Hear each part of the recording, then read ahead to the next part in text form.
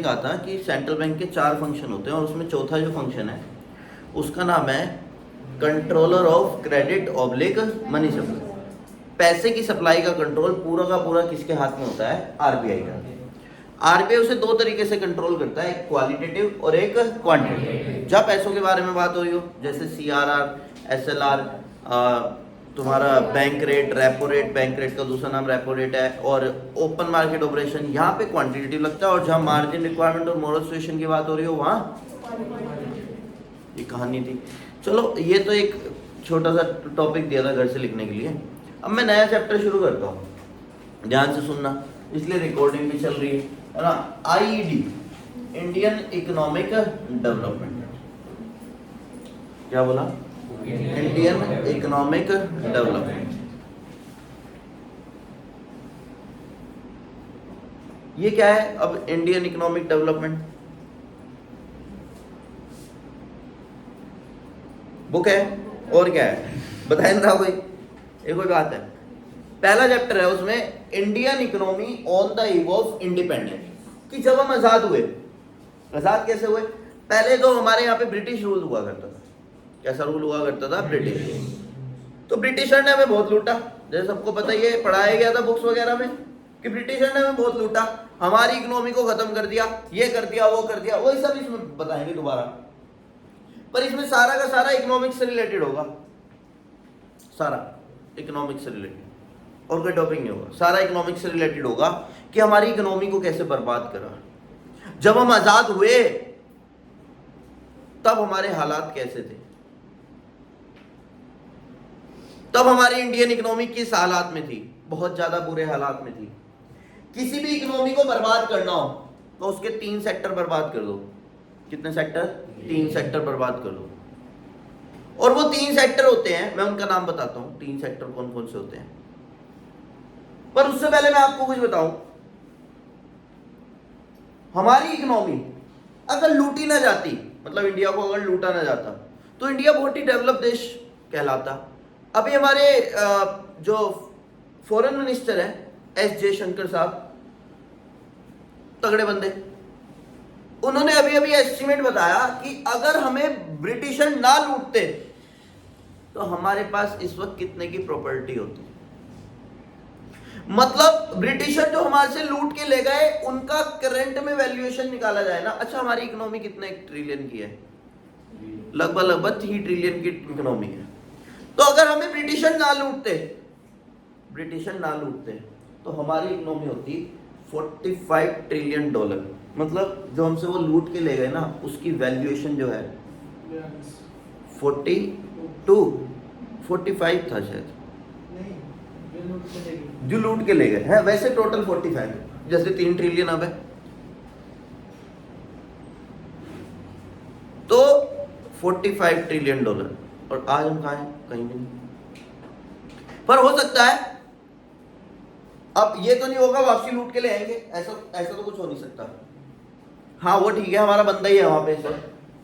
हमारा बंदा मतलब इस वक्त ब्रिटेन में जो प्राइम मिनिस्टर है वो इंडियन है, ऋषि सुनक। ऋषि सुनक इस वक्त इंडियन है, वो नाम से पता लगा तुम्हें, और ब्रिटेन का प्राइम मिनिस्टर। वहां के लोग बहुत परेशान हो रहे थे जब वो प्राइम मिनिस्टर बना, कहने लगे ये तो सब कुछ वापसी कर देगा। बहुत बुरे हालात थे उस वक्त ब्रिटेन के, ज्यादा बुरे हालात ब्रिटेन के। आगे आगे मैं धीरे धीरे बातें बताऊंगा कैसे कैसे उन्होंने हमें बर्बाद करा और अपने आप को अमीर बनाया। धीरे धीरे इस चैप्टर में चर्चा करेंगे। पर आज मुझे ना 3 बातें बतानी है। मैं कह रहा था अगर किसी भी इकोनॉमी को बर्बाद करना हो उसके 3 सेक्टर बर्बाद कर दो। उन 3 सेक्टर के नाम लूंगा। सबसे पहला सेक्टर है एग्रीकल्चर सेक्टर। कौन सा सेक्टर? एग्रीकल्चर। किसी इकोनॉमी को बर्बाद करना हो सबसे पहले उसका एग्रीकल्चर सेक्टर बर्बाद करो। और हमारी इंडियन इकोनॉमी तो पूरी की पूरी किस पे डिपेंड थी? एग्रीकल्चर पे। और इन्होंने सबसे पहले हमारे कौन से सेक्टर को बर्बाद करा? एग्रीकल्चर। दूसरा होता है इंडस्ट्रियल सेक्टर। इंडस्ट्रीज हटा दो, बर्बाद कर दो, इंडस्ट्रियल सेक्टर खत्म, इकोनॉमी खत्म। जब कुछ बनेगा ही नहीं तो क्या ही बिकेगा। और लास्ट है फॉरेन ट्रेड। फॉरेन ट्रेड का मतलब है इंपोर्ट एंड एक्सपोर्ट। ये 3 सेक्टर बर्बाद कर दो। और यही 3 सेक्टर हमारे बर्बाद किए गए 200 साल में। 200 साल हम गुलाम रहे। 200 साल हम गुलाम रहे और 100 साल बाद इंडियंस को पता लगा कि हम गुलाम हैं। और बहुत ही मेहनत करनी पड़ी उन्हें ये समझाने के लिए, इंडियंस को ये समझाने के लिए कि हम गुलाम हैं। हमारे यहाँ के नेताओं को कह रहे नहीं जो चलना बढ़िया है, इंडियन कह रहे नहीं बढ़िया है, बढ़िया है, कोई दिक्कत नहीं। उन्हें बताना पड़ा कि तुम ब्रिटिशर के क्या हो, गुलाम हो। और इसके लिए बहुत मेहनत करनी पड़ी, 10 साल लग गए ये समझाने के लिए कि भैया आप गुलाम हो जी। वो भी 100 साल बाद, 100 साल गुलामी करने के बाद इन्हें तब होश आया, कहने लगे अच्छा हम गुलाम बन गए। ऐसे देख रहे हो इंडियन के हालात क्या थे उस वक्त। और ऐसा नहीं है हमारा देश कोई कम था, अब बताया तो अभी इतना साल रुपया था, ले गए लूट के। कैसे कैसे लूटा पूरा चैप्टर यही बताएगा। और कुछ नहीं याद करना भाई साहब, कमाल का चैप्टर, कुछ नहीं याद करना, बहुत आराम से पढ़ते रहना है, खत्म हो जाएगा। कहानियां सुना सुना के ही खत्म हो जाएगा। ये तो पूरी इंडियन इकोनॉमी में कहानियां चलेंगी और तुम्हें पता ही कहानियां तो फेवरेट है, तो जितनी मर्जी सुन लो। ओ भाई नींद आ गई क्या? नहीं आई, कोई तो कहानी कोई शुरू भी नहीं करी। वो भी तो सुनाई थी मैंने एक कहानी, एक था राजा एक थी रानी, आरबीआई और बैंक को, सॉरी आरबीआई और गवर्नमेंट। बढ़िया नहीं थी वो कहानी है? कह रही मुझे तुम आती नहीं, तुम्हें कैसे बताओ। लाइन वालों को भी यही समझा रहा था, तुम यहाँ आ रहे हो और नहीं पढ़ रहे, मुझे कोई दिक्कत नहीं, तुम ना पढ़ो, पढ़ा तो मैं खुद दूंगा, तुम बस रेगुलर आ जाओ, बस रेगुलर, और कुछ नहीं चाहिए। इतना तो कर सकते हैं कि भाई छुट्टी ना मारे, छुट्टी ना मारे, और उसी सब्जेक्ट में ज़्यादा नंबर आएंगे जिसके तुम छुट्टी नहीं मारोगे। लिखवा लो, अभी लिख दूंगा। और बताओ, सबसे ज़्यादा नंबर उस सब्जेक्ट में दिखेंगे जिसकी तुम सबसे कम छुट्टी मारोगे। पक्की बात। भाई इंस्टाग्राम चलाना सीखा था क्या? कोई ट्यूशन ली थी क्या? गए थे कोई, कहने लगे आज इंस्टाग्राम सीख के आएंगे, कर क्या रहे? लोग रील डाले जा रहे, पोस्ट डाले जा रहे, मैं भी डालूंगी। ऐसी कोई ट्यूशन है? नहीं है ना? तो अपने आप आ गया ना तुम्हें। जिसे प्रोफेशनली करना हो तो वो तो अलग से सीखता है, इसे डिजिटल मार्केटिंग का कोर्स कहा जाता है। पर नॉर्मली तुम ऐसे स्क्रॉल कर लेते हो ना, कोई ट्यूशन लगाया था, अपने आप आगे थी। मैं बताता हूँ कैसे आई थी, आपने उसे टाइम दिया था। जिस चीज को टाइम दोगे वो आगे, जिस चीज को पढ़ाई हो पढ़ाई आ जाएगी। आइए मैं बात कर रहा हूं, हमारे 3 सेक्टर बर्बाद हुए। कौन कौन से sector? Agriculture sector, industrial sector और फॉरेन ट्रेड। फॉरेन ट्रेड मतलब इंपोर्ट एंड एक्सपोर्ट। आइए चर्चा करते हैं आईडी के बारे में। चैप्टर का नाम है Indian economy on the eve of independence. Indian economy किस हालात में, जब हम आजाद हुए तब किस हालात में थी, उसके बारे में बात करना है। हमारा एग्रीकल्चर सेक्टर बर्बाद कर दिया गया। क्या कर दिया गया? बर्बाद। कौन सा सेक्टर? एग्रीकल्चर सेक्टर को बर्बाद कर दिया हमारे जमींदारी सिस्टम के थ्रू। कौन सा सिस्टम?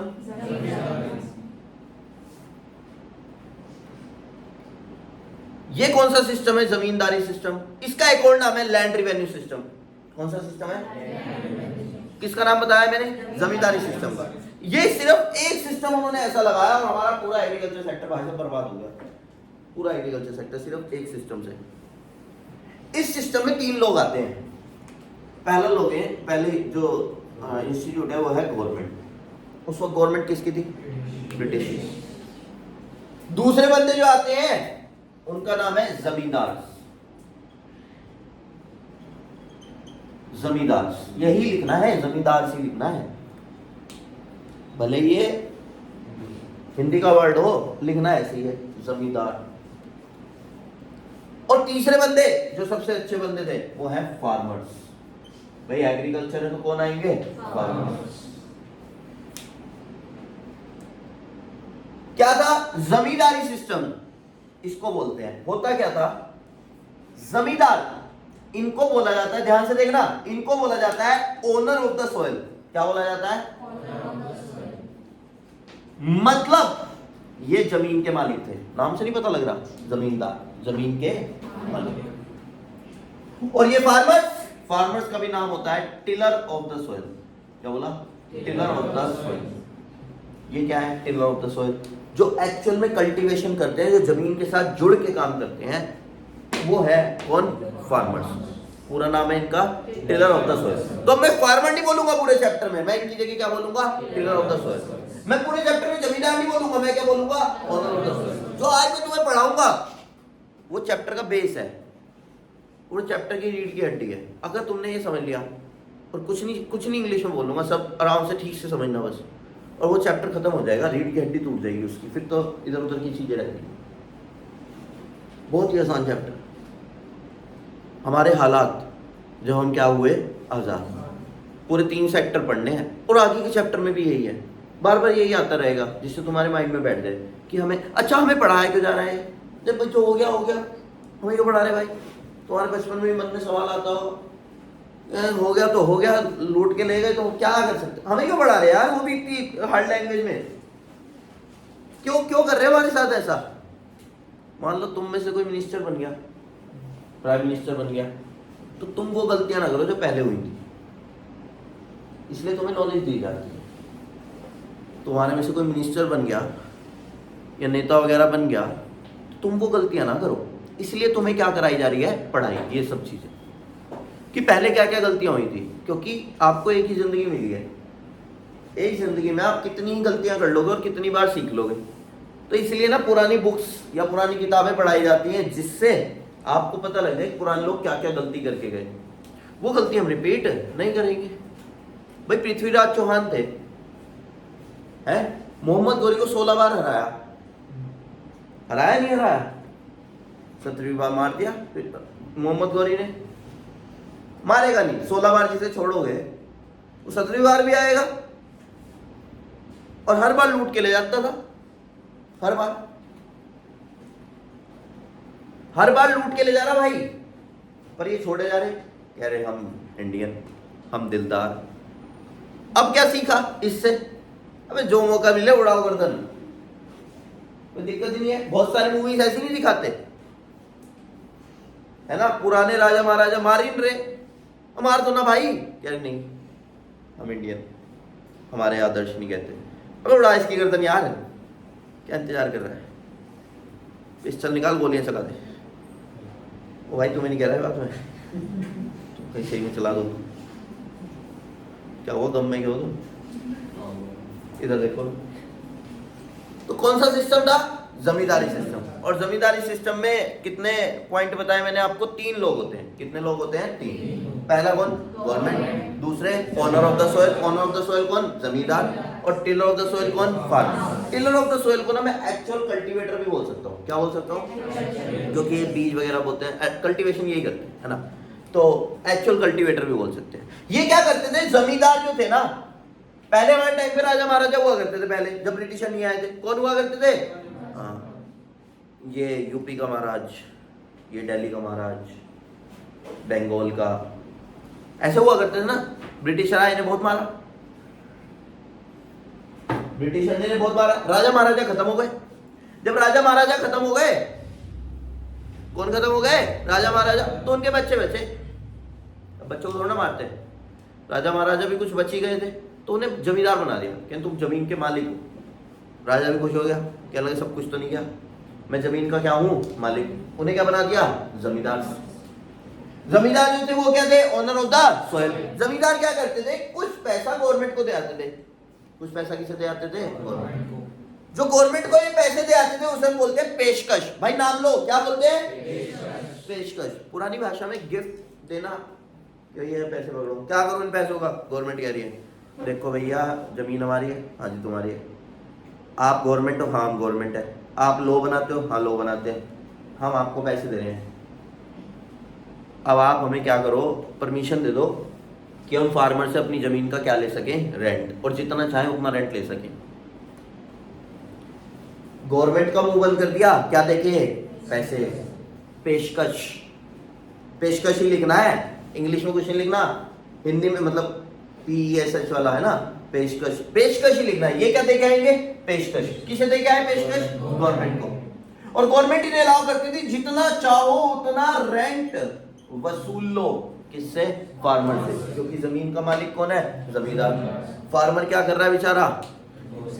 चीजें उगा रहा है। अब रेंट तो देना पड़ेगा, ये जितना चाहे उतना रेंट ले सकते थे, क्योंकि ये गवर्नमेंट को एक तरह से रिश्वत दिया है। जिस रिश्वत का नाम मैंने क्या रखा? पेशकश। कि पेशकश दिया है, अब जितना चाहो उतना रेंट वसूल लो। किससे वसूल लो? फार्मर से। अब पता है क्या दिक्कत आती थी? ये फार्मर के पास इतना ही छोड़ते थे कि वो अपनी और अपनी फैमिली का सर्वाइवल कर सके। क्या कर सके? अपनी और अपनी फैमिली का सर्वाइवल। सर्वाइवल समझते हो? 2 टाइम का खाना मिलता है, 2 टाइम भी नहीं, 1 टाइम का। तो सोच पा रहे हो कितने बुरे हालात थे उस वक्त फार्मर के? क्या ही हालात रहे होंगे। बेचारे को इतना लूटा जा रहा है जमींदारी सिस्टम में। फार्मर के पास इतना छोड़ा जाता था कि वो अपना क्या कर ले? सर्वाइव। वो भी इसलिए छोड़ देते थे, कल को दोबारा भी तो उगवानी है चीजें, इसलिए छोड़ देते थे बस इतना कि ये जिंदा रहे और हमारे लिए काम करते रहे। अब इनके पास अपने सर्वाइवल के लिए पैसे नहीं होते थे। अब ये नई नई मशीनें कहां से लाए?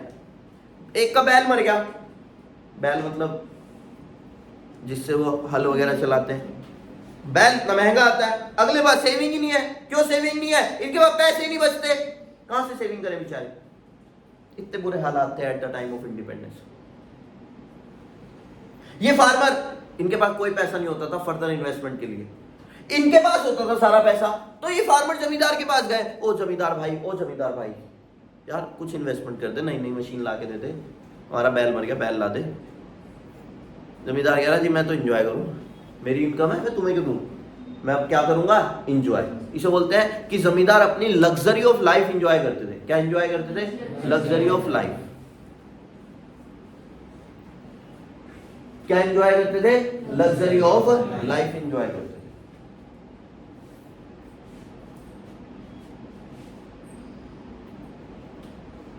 अपनी लग्जरी ऑफ लाइफ एंजॉय करते थे ये, और बिल्कुल भी कुछ भी इन्वेस्टमेंट नहीं करते थे। भाई एग्रीकल्चर सेक्टर से कमाते हो तो एग्रीकल्चर में कुछ क्या कर लो? इन्वेस्टमेंट। पर ये कुछ भी इन्वेस्टमेंट नहीं करते थे भाई साहब। 3 बातें निकल के आती हैं जमींदारी सिस्टम में, तीनों बातें रिपीट करूंगा। जमींदारी सिस्टम में सबसे पहली बात जो निकल के आती है वो ये है जमींदारी सिस्टम में कि जमींदार जो थे वो क्या बना दिए गए थे? Owner of the soil. और फार्मर क्या थे? जो ओनर ऑफ द सॉइल थे वो गवर्नमेंट को क्या दे आते थे? पेशकश। और गवर्नमेंट इन्हें अलाउ कर देती थी जितना चाहो उतना एक्सेसिव रेंट ले सकते हो। ये पहली बात है। दूसरी बात इसमें ये बताई गई कि फार्मर के पास इतना ही बचता था कि वो अपना क्या कर सके? सर्वाइव। फार्मर के पास इतना ही बचता था कि वो अपना क्या कर सके? सर्वाइव। कुछ भी फर्दर इन्वेस्टमेंट नहीं कर पाता था। कौन? फार्मर। और ये तीसरे बंदे जमींदार, ये अपनी लग्जरी ऑफ लाइफ एंजॉय करते थे, कुछ भी इन्वेस्टमेंट नहीं करते। इस तरह हमारा एग्रीकल्चर सेक्टर बर्बाद हुआ। कौन सा सेक्टर? एग्रीकल्चर। 3 सेक्टर के बारे में बात कर रहा था। पहला कौन सा? एग्रीकल्चर। एग्रीकल्चर में कौन सा सिस्टम लगाया? जमींदारी सिस्टम। जमींदारी सिस्टम का दूसरा नाम, अरे वो तो जमींदार का नाम है। जमींदारी सिस्टम का दूसरा नाम क्या है? Land revenue system. भूल गए? क्या नाम है? Land revenue system. किसका नाम? जमींदारी सिस्टम का दूसरा नाम है लैंड रेवेन्यू सिस्टम। और जमींदार ओनर ऑफ द सॉइल होते थे। ये पहली बात इसमें क्या बताया? ये पेशकश दे आते थे किसे? आवाज में आई किसे? और गवर्नमेंट इन्हें अलाउ करती जितना चाहो उतना रेंट ले सकते हो। किससे? फार्मर। फार्मर के पास इतना ही बचता था कि वो अपना कुछ भी फर्दर इन्वेस्टमेंट नहीं कर पाते थे। और जमींदार अपनी लग्जरी ऑफ लाइफ एंजॉय करते थे, ये भी कुछ इन्वेस्टमेंट है। वो तो थोड़ी सी अमाउंट होती थी गवर्नमेंट का मुंह बंद करने के लिए, 10% भी मान लो, हाँ जितना मर्जी लो, सारे ही ले लेते थे। बस बताया तो इतना छोड़ते थे कि वो अपना सर्वाइवल कर सके, जिंदा रह सके, अगली बार काम कराना है। दूसरा जो हमारे पास सेक्टर है वो कौन सा है? Industrial sector. अरे हमारे यहाँ तो अभी भी इतनी अच्छी खासी इंडस्ट्रीज नहीं है। क्या उस वक्त इंडस्ट्रीज हुआ करती थी? नहीं हुआ होती थी। ब्रिटिशर के आने से पहले हमारा एक बहुत तगड़ा काम था जो वर्ल्ड वाइड बहुत फेमस था। वर्ल्ड वाइड, इंडिया में नहीं कह रहा, वर्ल्ड वाइड बहुत फेमस था, हैंडीक्राफ्ट का। कौन सा बिजनेस? हैंडीक्राफ्ट। और आज भी फेमस है। इंडिया जैसे हैंडीक्राफ्ट कहीं नहीं मिलता। आप कुछ भी हैंडीक्राफ्ट करने लगो, कुछ भी, मैं तुम्हें वेबसाइट बताता हूँ, इतने अच्छे रेट पे बिकता है जिसकी कोई हिसाब ही नहीं है। इट्सी नाम की एक ऐप है, ETSY, इट्सी नाम की, उस पर आप अपना अकाउंट बनाओ, अपने हैंडीक्राफ्ट प्रोडक्ट डालो। हैंडीक्राफ्ट की ज़्यादा डिमांड है, बाहर वाले खरीदते हैं, अच्छे खासे डॉलर देते हैं। यहाँ तुम 26 रुपये का बेचोगे, वहाँ $26 का बिक जाएगा, 2600 रुपये का, इतना फर्क आता है। बैंगल्स वगैरह होते हैं, ये अच्छे रेट पे बिकते हैं, बेचो जिसे बेचना है, अगर किसी का काम बढ़िया है। और वो जो इट्सी वेबसाइट है वो कस्टमर से पहले ही पैसे ले लेती है, तुम्हारे पैसे मरेंगे भी नहीं। रिटर्न का ऑप्शन ही नहीं रखा हुआ उन्होंने, रिटर्न नहीं कर सकते, और लोग अच्छे खासे बेच रहे। एक बंदे का अभी 1,00,000 टी शर्ट का ऑफर मिला, ऑर्डर मिला 1,00,000 टी शर्ट की। हमारे लिए 1,00,000 टी शर्ट बना दोगे? हाँ जी बना देंगे। बताओ क्या जाना, कुछ नहीं जाना पड़ेगा। पहले सैंपल भेजे, सामने वाले सैंपल पसंद आए, गेम खत्म, पसंद आ गई, ठीक है, मिल गया उसे, 5-6 साल का काम हो गया उसके, और क्या चाहिए। ऐसे होता है, ऐसे बनता है पैसा, चीजें पता होनी चाहिए। तो और बताता हूं मैं आपको, हमारा दूसरा बिजनेस कौन सा, हैंडीक्राफ्ट का। आज भी उसकी इतनी डिमांड है, अगर किसी का हैंडीक्राफ्ट का काम चल रहा हो तो उसे कस्टमर भगाने पड़ते हैं। चलो खड़े हो, चलो, ऐसे भगाना पड़ता है। उसने दुकान नहीं खोली, पहले कस्टमर आके खड़ा है। ये सिर्फ 2 जनों के साथ होता है ऐसा, एक बैंकों के साथ पहले कस्टमर आके खड़ा हो जाता है जिससे मेरा जल्दी नंबर आ जाए, और दूसरा हैंडीक्राफ्ट वालों के साथ। हैंडीक्राफ्ट वाले भाई, अगर काम चल गया, आपका हैंडीक्राफ्ट लोगों को पसंद आने लगा, तो इतना काम है। अभी भी मुजफ्फरनगर में अच्छा खासा काम है, बाहर से लोग आते हैं। हमारा कपड़ों से रिलेटेड काम है ना, मेरे पापा ताऊ जी वगैरह का कपड़ों से रिलेटेड काम है, तो मुझे पता है हैंडीक्राफ्ट में कितना काम है। भगाना पड़ता है कस्टमर को, खड़े चलो निकलो। दिन में 50-50 लाख 1 करोड़ की सेल कर रहे हैं, 1 करोड़ की सेल है रोज। उसमें मार्जिन अगर तुम 30% भी ले लो तो रोज 30 लाख रुपए इंटू 365 कर लो, जिन्हें नहीं जानेंगे। पर चलना चाहिए, अच्छा हैंडीक्राफ्ट होना चाहिए। उसके लेबर नहीं मिलती, लेबर को भी तो बहुत मेहनत करनी पड़ती है हैंडीक्राफ्ट के लिए। और आजकल लोगों ने वेस्टर्न कल्चर अडॉप्ट कर लिया, तो हैंडीक्राफ्ट कोई पहन नहीं रहा। पर बाहर बहुत डिमांड है, अब भी डिमांड है। पाकिस्तान से लोग आते हैं मुजफ्फरनगर खरीदने के लिए, इतनी ज़्यादा डिमांड है। पाकिस्तान वाले हमसे अच्छे पंजाबी बोलते हैं। हाँ, मतलब कस्टमर आए थे एक बार, तो वो पंजाबी बोल रहे थे, बढ़िया पंजाबी बोल रहे थे भाई, तो इतनी तो हमें भी नहीं आती। पहले पंजाब, वहाँ पे पंजाबी चलती थी ना, अलग होने से पहले तो पूरे देश में पंजाबी ज़्यादा चलती थी, पंजाबी में ही बोलते थे। हैंडीक्राफ्ट का काम हमारा बहुत फेमस था, और फेमस क्यों था मैं वो बताता हूँ। हमारे यहाँ राजा महाराजा हुआ करते थे, रानियां हुई या प्रिंसेस हुई या प्रिंस हुए या राजा हुए, वो ना हैंडीक्राफ्ट पहनते थे, बढ़िया सा महंगा हैवी हैंडीक्राफ्ट, जो लड़कियां शादी वगैरह पहनती हैं, लड़के भी पहनते हैं, शेरवानी वगैरह, है ना। तो वो हैंडीक्राफ्ट जो है वो बहुत ज्यादा फेमस था, इतना ज्यादा फेमस था जिसकी डिमांड ही बहुत ज्यादा थी। अब हमारे राजा महाराजा उसे पहन के दूसरी कंट्री में विजिट करते थे, वहां के लोग देखते थे, अरे बढ़िया लग रहा है यार, ये क्या है, हम भी मंगाएंगे। तो हमारे हैंडीक्राफ्ट की अच्छी खासी डिमांड थी ब्रिटिशर के आने से पहले। मुझे ये बताना है कि ब्रिटिशर आए तो इन्होंने हमारे बिजनेस को कैसे खत्म करा, हमारे बिजनेस को कैसे खत्म करा, मुझे ये बताना है। किसने? भाई खत्म कर दिया, बिल्कुल खत्म। कैसे खत्म करा मैं बताता हूं। मैंने कहा मैं हैंडीक्राफ्ट बेच लूं, कह रहे हाँ बेचो। टैक्स लगा दिया। क्या लगा दिया? टैक्स। कह रहे टैक्स लगेगा। अब टैक्स लगा तो बाहर वालों को हैंडीक्राफ्ट महंगा लगने लगा, उन्होंने लेना छोड़ दिया। मैंने सोचा कि इंडिया में बेचूंगा, मैं उस वक्त था गांधी जी के साथ घूमता था, तो मैं उस वक्त था। मैंने कहा कोई बात नहीं यार, इंडिया में बेच लेंगे, इंडिया में क्या कम डिमांड है। इंडिया में इन्होंने क्या किया, अपने मशीन मेड प्रोडक्ट ले आए, वेस्टर्न मशीन मेड प्रोडक्ट जो तुमने पहन रखे हैं, मैंने पहन रखे हैं, वेस्टर्न मशीन मेड प्रोडक्ट ले आए। अब ये, अब वो इंडियन को सस्ते लगने लगे, कहने लगे मशीन मेड बढ़िया है, वेस्टर्न कल्चर सबने अडॉप्ट कर लिया। अभी भी देख लो हम वेस्टर्न कल्चर अडॉप्ट करके बैठे हुए। पढ़ाई भी वेस्टर्न, लॉ भी वेस्टर्न, कपड़े भी वेस्टर्न, सारा वेस्टर्न कल्चर अडॉप्ट कर लिया हमने। और वेस्टर्न की छोड़ो, तुम आज भी वो यही करते हैं, हमारे से गुड्स ले जाते हैं। अभी बताऊंगा वो पूरी बात, पहले ये सुन लो पूरी। हैंडीक्राफ्ट को कैसे बर्बाद करा? मैंने कहा अपना हैंडीक्राफ्ट बेच लूं, कह रहे हाँ बेच लो, क्या लगेगा? टैक्स। एक बार जमींदारी सिस्टम रिपीट करवा दो, फिर मैं हैंडीक्राफ्ट पे आता हूँ वापसी। जमींदारी सिस्टम में क्या था? 3 बातें। जमींदार जो थे वो ओनर ऑफ द सोइल थे और गवर्नमेंट को क्या दे आते थे? और गवर्नमेंट कहती है जितना चाहिए उतना रेंट। ये पहली बात थी। दूसरी बात, फार्मर के पास इतना बचता था कि वो अपना कुछ भी फर्दर प्रोडक्शन के लिए पैसे नहीं बचते थे। और तीसरा, जमींदार अपनी लग्जरी ऑफ लाइफ एंजॉय करते थे और कुछ भी फर्दर इन्वेस्टमेंट नहीं करते थे। फिर हम आए दूसरे बिजनेस पे, industrial sector. Industrial sector handicraft का था हमारा ज्यादातर। हैंडीक्राफ्ट को बर्बाद करा। मैंने कहा मैं अपना हैंडीक्राफ्ट बेचूं, कह रहे हाँ टैक्स लगेगा। अब बाहर वालों ने खरीदना बंद कर दिया, हमारी इंटरनेशनल मार्केट क्या हो गई? खत्म। मैंने कहा कोई नहीं भाई, कोई नहीं, इंडिया में बेचूंगा। मैं गांधी जी को कहा, मैं गांधी जी इंडिया में बेचेंगे भाई, हैंडीक्राफ्ट बिकेगा। अब इंडिया में भी नहीं बिक रहा। क्यों नहीं बिक रहा? वहां से क्या आ गए?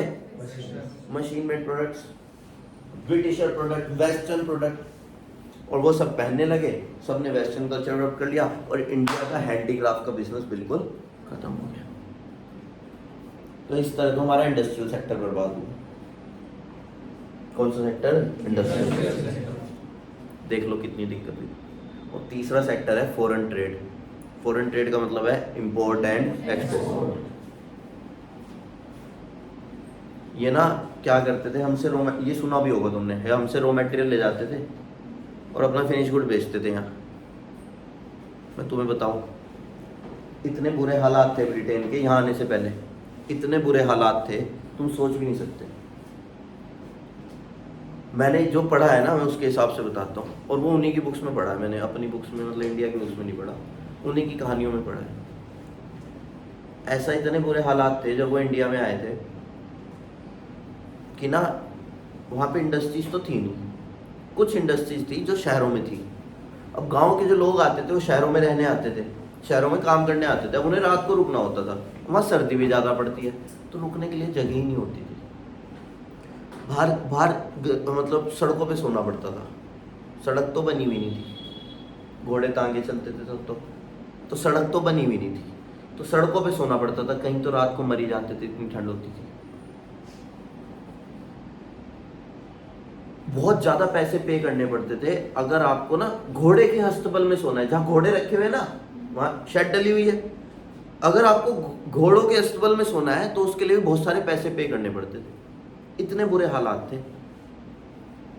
फिर ये इंडिया है, इंडिया से क्या लेने लगे? Raw material.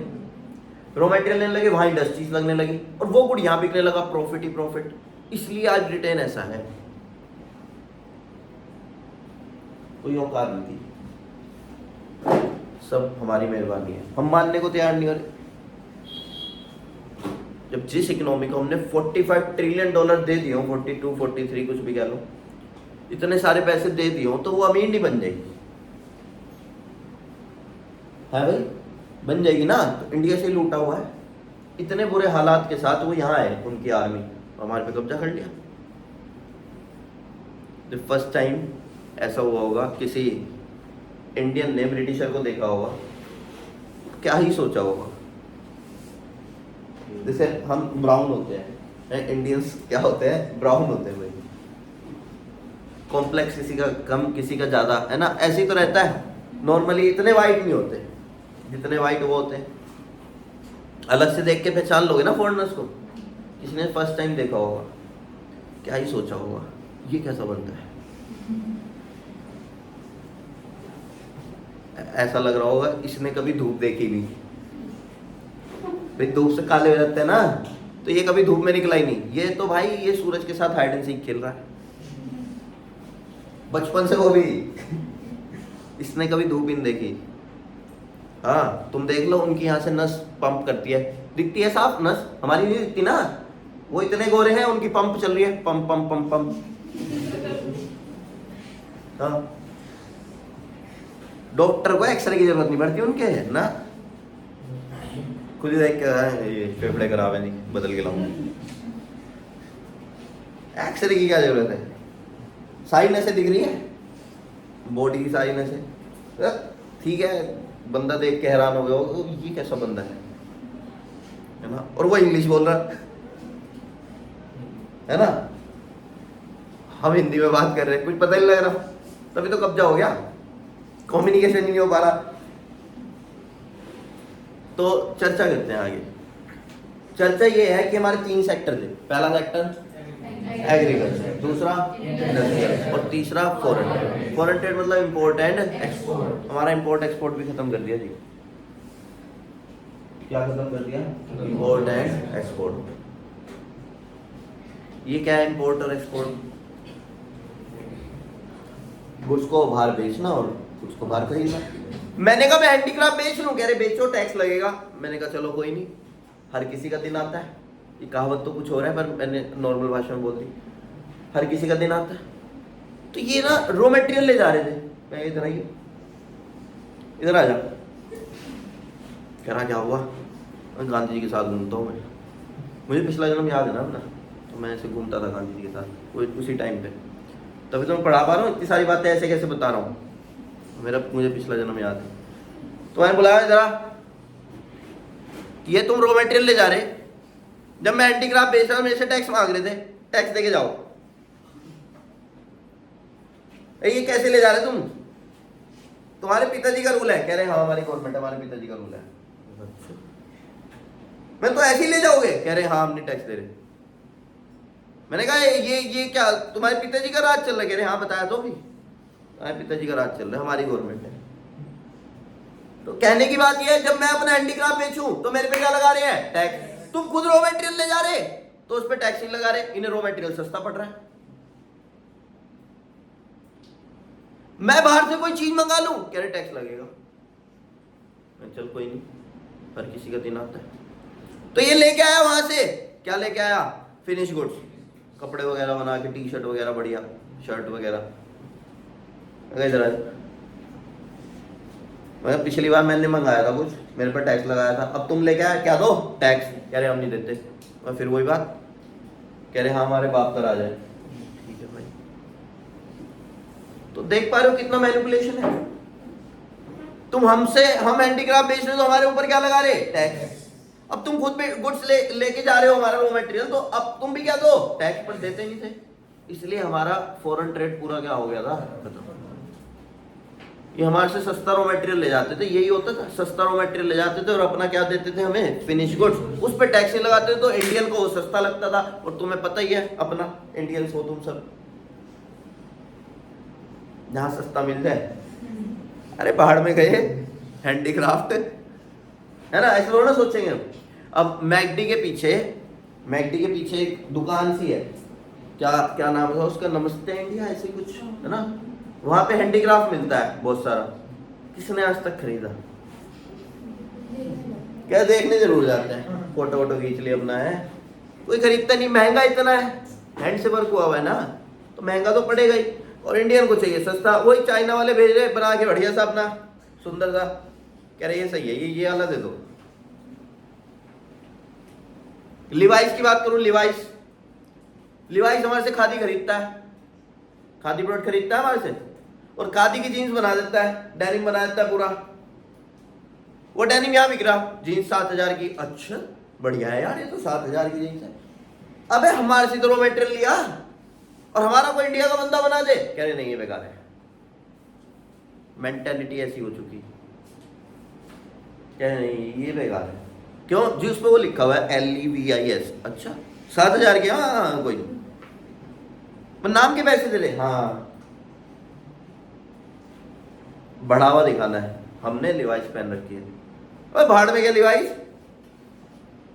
खादी अपना है, खुद बनाओ खुद पहन लो। खुद बनाओ मतलब इस लाइक, मतलब इंडिया में ही बनाओ, है ना। पर नहीं, ऐसा नहीं होने। तो कुल मिला के बात यह, हमारे 3 सेक्टर बर्बाद हो गए। कौन कौन से सेक्टर? Agriculture sector. और एग्रीकल्चर सेक्टर कैसे बर्बाद हुआ? कौन सा सिस्टम था? जमींदारी सिस्टम का दूसरा नाम लैंड ग्रैब। दूसरा सेक्टर कौन सा है? इंडस्ट्रियल सेक्टर हैंडीक्राफ्ट का काम हमारा बर्बाद हो गया। मैंने कहा हैंडीक्राफ्ट बेच लूं, घर बेच लूं, टैक्स लगेगा। ऐसे अब भी होता है, तुम उसका एग्जांपल ले लो चलो। बुलेट आती है करीब 2-3 लाख रुपए की, 2.5 लाख मान लो चलो, है ना। वही हार्ले 5 से 6 लाख में आती है मिनिमम, बहुत बहुत ही छोटा मॉडल। वो डोनाल्ड ट्रम्प पागल आदमी, जानते हो डोनाल्ड ट्रम्प को? यूएस का प्रेसिडेंट था कभी ट्रम्प भाई साहब, वो पागल आदमी है। वो भाई साहब कुछ भी ट्वीट करके सो जाता था। यह मार्केट गिरी पड़ी, इसे होश नहीं है, ये सोया पड़ा। इसने ट्वीट कर दिया अब मैं चाइना को गुड सप्लाई नहीं करूंगा, तो सारी मार्केट गिर गई, ये सोए पड़े भाई साहब। फिर सुबह उठा कहने लगे वो तो मैंने ऐसे ही कर दिया था, मैं तो करूंगा ट्रेड। अबे तू पागल है भाई आदमी। लोग शेयर मार्केट देखना छोड़ दिया था, बस इसका ट्वीट देख रहे थे बैठ के, अरे क्या करेगा और कुछ नहीं। शेयर मार्केट में हम क्या देखते हैं कि कितने रेट बढ़ गए, इंटरेस्ट रेट क्या चल रहा है, और मार्केट में किस कंपनी का कितना प्रॉफिट आया। भाड़ में गए उस वक्त चल रहा, ट्रंप ने क्या ट्वीट करा, बस इसे ट्विटर ने बैन कर दिया। क्या तू पागल हो गया भाई, कुछ भी लिख रहा। एक बार इसने स्पेलिंग मिस्टेक कर दी, पूरे अमेरिका ने जो इसकी खींची भाई साहब, पूरे अमेरिका इस हो गया स्पेलिंग गलत हो गई, बेचारा नींद में था कुछ था ना, पूरे अमेरिका ने इसकी कहती हमारे प्रेसिडेंट पागल है, हमारे प्रेसिडेंट को स्पेलिंग नहीं आती, बिल्कुल ठप है। हाँ तुम गूगल करो, क्या नाम है, क्या वर्ड था वो, मेंटल करके कुछ था, मेंटल या ऐसे कोई वर्ड था, तो सबसे ऊपर डोनाल्ड ट्रम्प का फोटो आता है। तो यूएसए की कोर्ट ने उसे बता लिया सुंदर पिचाई को, कह रही इधर आइयो, कह रही मेंटल डालने में इसका फोटो भी आ रहा कि तुमने ऐसा क्या कर रखा। कह रहे हमें नहीं पता क्या कर रखा, वो तो लोग कर देते हैं, और कोई सर्च करता है तो उसमें से सर्च निकल के आते हैं, जो अच्छा सर्च होता है वो सबसे टॉप पे आता है। हमें क्या पता, हमने तो सबको खुला ऑफर दे रखा है कि अपनी वेबसाइट में जो लिखना है लिखो। पता नहीं किसने क्या लिख दिया, मेंटल के नाम इसके साथ नाम जोड़ दिया, मेंटल लिखते उसका फोटो आ रहा था सबसे ऊपर डोनाल्ड ट्रम्प का, हटा दिया उसे। वो प्रेसिडेंट बनने लायक ही था भाई साहब, अब तो उसे ट्विटर वगैरह सबसे हटा दिया। अब और खत्म आ गया वो जो बाइडेन, उससे कुछ होता ही नहीं। कह रहे यूक्रेन पे हमला हो गया, कह रहे हाँ कोई नहीं, वो तुमने कहा था मदद करोगे, हाँ करेंगे। यूक्रेन ने वो रशिया पे हमला करे, और वो पुतिन पागल आदमी, उसे कोई मौका नहीं मिल रहा, उसे यूक्रेन को खत्म करना है। हाँ इसने क्या न्यूज़ फैलाई कि हमारे ऊपर हमला हुआ जी, अब हम नहीं छोड़ देंगे। मेरे पोस्ट देख के मेरे पोस्ट में था ये, इसने खबर फैलाई, परसों की बात है, कि हमारे पुतिन के घर पे हमला हुआ और यूक्रेन ने किया, हुआ हो ना हुआ हो, कह रहे अब तो हम मारेंगे, कह रहे अब दुनिया देखेगी बस, और सब छोड़ दिया इन्होंने, कह रहे अब दुनिया देखेगी। तो कुल मिला के बात यह है, हमारा फॉरेन ट्रेड भी खत्म कर दिया। मैंने कहा भाई वो बाहर गुड्स बेचो, कह रहे हाँ टैक्स लगेगा। मैंने कहा तुम जो रॉ मटेरियल ले जा रहे, कह रहे हाँ ये टैक्स फ्री है। मैंने कहा तुम फिनिश गुड ला रहे, कह रहे हैं वो भी टैक्स फ्री है। मैंने कहा क्यों, कह रहे हमारे बाप का राज है। तो हमारे 3 सेक्टर क्या कर दिए बर्बाद। तो ये बेस था पूरे चैप्टर का, पूरी इंडियन इकोनॉमी का मान लो, बस बहुत ज़्यादा जरूरी। ये मैंने आज इतना टाइम लगा के पढ़ाया, कल आगे की चर्चा करें, ठीक है।